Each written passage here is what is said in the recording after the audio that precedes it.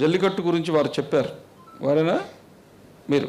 మీరు టీవీలో చూస్తుంటాం, ఏమైనా కూడా టీవీలో చూస్తుంటాం, బాగా మాట్లాడుతున్నారు, మాట్లాడండి. మీరు మాట్లాడుతుంటే కొట్టెట్టే ఉంటుంది, కూర్చోండి. ఇద్దరు నిహారిక పేరంతా సుకుమారంగా ఉండదు, మాట్లాడడం, కూర్చోండి. పేరు ఒకటే సుకుమారంగా ఉంటుంది, నోరు తెస్తే అంత సుఖంగా ఉంటుంది.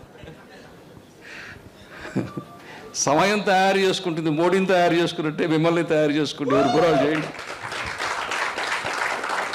చెప్పకూడదా? మోడీ పేరు చెప్పకూడదా? రాముడి పేరు చెప్పినప్పుడు మోడీ పేరు చెప్పాలి కదా.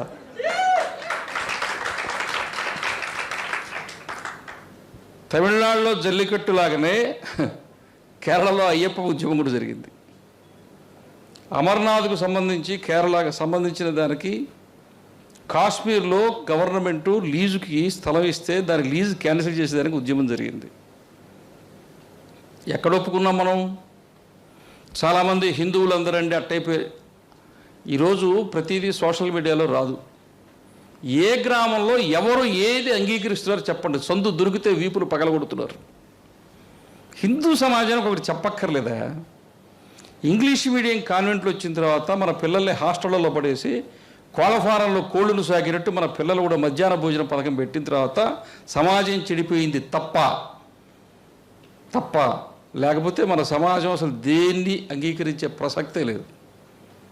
అందుకని హిందూ సమాజము దానంతటా అది పరాక్రమము క్షాత్రము కలిగి ఉంటుంది.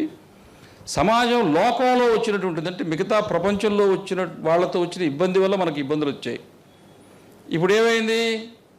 ఇప్పుడు రామాయణంలో శ్రీరాముడు నేరుగా అయోధ్య నుంచి పుష్పక విమానం నుంచి నేరుగా వచ్చి సింహాసనం మీద కూర్చోలే. దారిలో పోతూ వాలిని చంపేసి సుగ్రీవుని కూర్చోబెట్టి పోతూ సీతమ్మను తీసుకొచ్చుకోకుండా పోయేసి అక్కడ రావణాసురుని చంపేసి వచ్చేసి ఉండొచ్చు. కాదు, విభీషణుడు కూర్చోబెట్టేసి అప్పుడు ఆయన వచ్చి కూర్చున్నాడు. ఎందుకంటే మళ్ళీ తర్వాత అయోధ్య నుంచి మళ్ళీ రావడము, ట్రాఫిక్ జాము, ప్రయాణము, ఎంత అన్నము, మధ్యలో హోటలు, దాబా, కథా కార్ఖానా, ఎందుకు గొడవ? కొట్టేసి వదలు పెట్టేస్తే అయిపోతుంది, అక్కడికి చాప్టర్ క్లోజ్ అయిపోయిందా?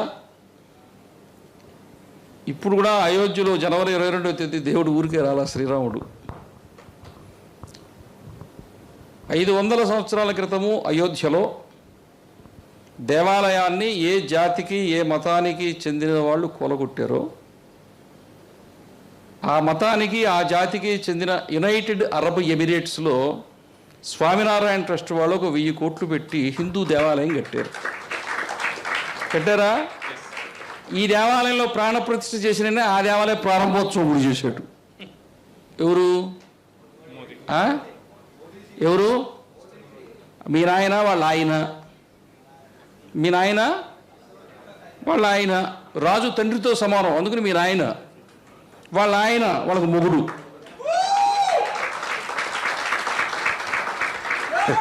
మీ నాయన వాళ్ళ ఆయన సరిపోయిందా?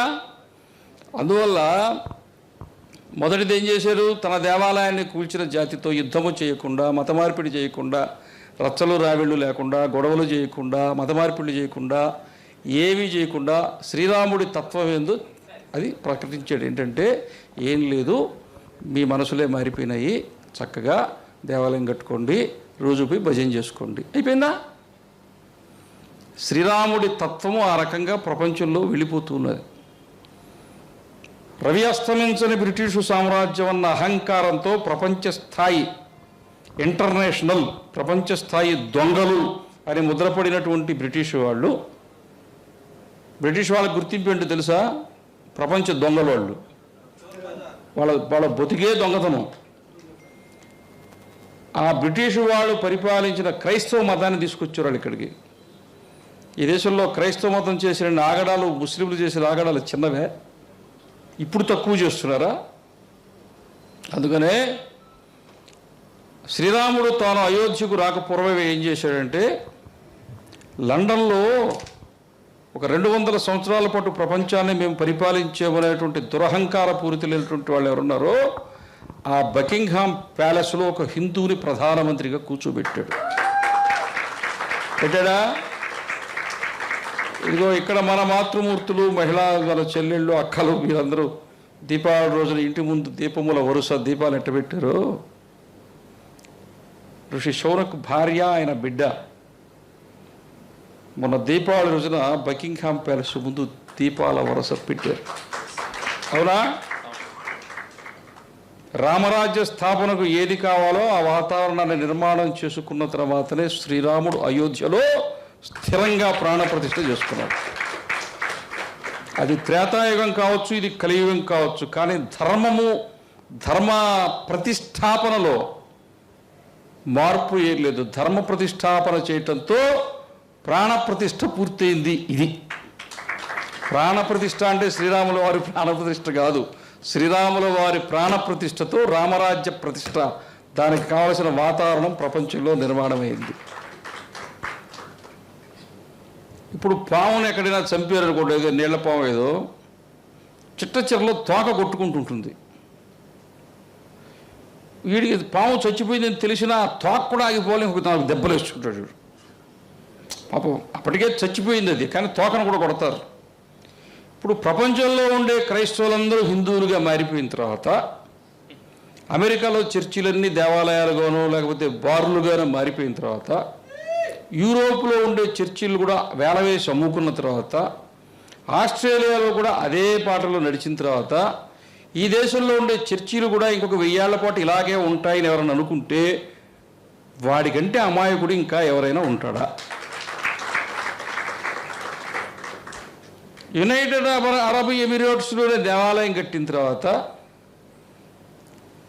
మేము అప్పటి నుంచి ఇలాగే ఉన్నాం, ఎప్పటికీ ఇలాగే ఉంటాం అన్నటువంటి ఒక మనస్తత్వంతో ఉండేటువంటి వాళ్ళు పాకిస్తాన్ మారిపోయిన తర్వాత, ఆఫ్ఘనిస్తాన్ చేతులు ఎత్తేసిన తర్వాత, ఇరాన్లో కూడా నాకెందుకు ఈ గోళ అన్న తర్వాత, ఇరాక్ ఇప్పట్లో లేచే పరిస్థితులు లేనప్పుడు,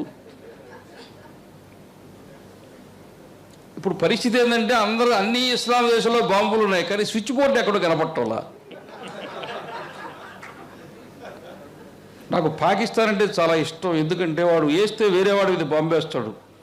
ఇప్పుడు భారతదేశం మీద బాంబు వేయడానికి వాడికి సమయం దొరక్కపోతే, చేత కాకపోతే, చెయ్యలేకపోతే నిజంగా వాడి నిజాయితీని మెచ్చుకోవాలి. వాడి బాంబు వాడి మీదనే వేసుకుంటాడు. అంత మంచోడు నాకు భూమి మీద ఇంకొకడు కనపడలా.